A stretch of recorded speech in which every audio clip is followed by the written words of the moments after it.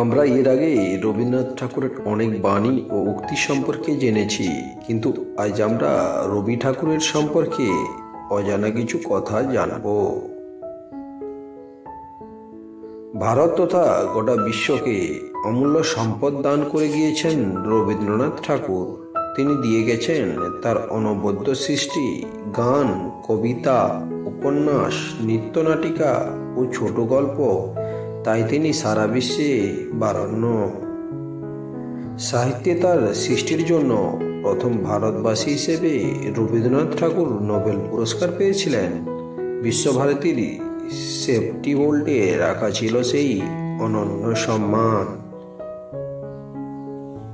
কিন্তু দুর্ভাগ্যের বিষয় এটাই যে 2004 সালে রবীন্দ্রনাথ ঠাকুরের নোবেল পুরস্কার চুরি হয়ে যায়। পরবর্তীকালে সুইডিশ একাডেমি নোবেলের দুটি রিপ্লিক দিয়েছিলেন বিশ্বভারতীকে, যার একটি সোনা দিয়ে তৈরি আর অন্যটি তামা দিয়ে।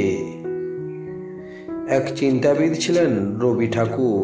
বিশ্বের নানা প্রতিষ্ঠানে পড়ানো হয় তার দর্শন। তার চিন্তাভাবনা আজও সমানভাবে প্রাসঙ্গিক। একদিন রবীন্দ্রনাথ ঠাকুরের সঙ্গে সাক্ষাৎ ঘটে বিজ্ঞানী আইনস্টাইনের। ঈশ্বর, সত্য, মনুষ্যত্ব ও সৌন্দর্য নিয়ে তাদের মধ্যে দীর্ঘ কথোপকথন হয়েছিল। তা বিস্তারিত অনলাইন থেকে জানা যাবে।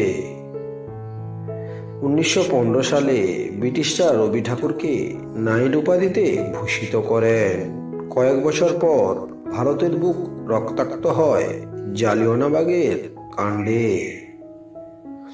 ব্রিটিশদের গুলিতে প্রাণ হারায় অসংখ্য নিরীহ মানুষ। সেই ভয়াবহ পাশবিক ঘটনার প্রতিবাদে রবি ঠাকুর নাইট উপাধি ত্যাগ করেছিলেন। রবি ঠাকুরের 8টি মিউজিয়াম রয়েছে, তার মধ্যে 3টি ভারতে ও 5টি বাংলাদেশে। ভারতের একটি মিউজিয়াম রবি ঠাকুরের জোড়াসাঁকোর বাড়িতে, সেটি রবীন্দ্র ভারতী মিউজিয়াম নামে পরিচিত।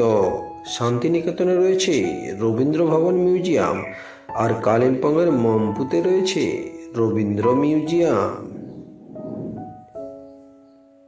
পিতা মহর্ষি দেবেন্দ্রনাথ ঠাকুর চাইতেন রবি ঠাকুর আইন নিয়ে পড়াশোনা করুক। ইংল্যান্ডের ব্রিটিশ পাবলিক স্কুলেও ভর্তি হয়েছিলেন তিনি। স্কুলে যেতেন না তিনি, কারণ পড়াশোনায় মন বসাতে পারতেন না। তারপর শেক্সপিয়ারের নাটক নিয়ে চর্চা করেছিলেন তিনি। অনেক পরে রবীন্দ্রনাথের হঠাৎ শখ হলো আঁকাআঁকি। হাতে তুলে নিলেন রং তুলি, শুরু করে দিলেন আঁকতে। পরে তার সেই ছবির প্রদর্শনীও হয়েছিল। এরকম নতুন নতুন ভিডিও পেতে হলে চ্যানেলটিকে সাবস্ক্রাইব করে রেখো, আর পাশে থাকা বেল আইকনটি টিপতে ভুলবেন না।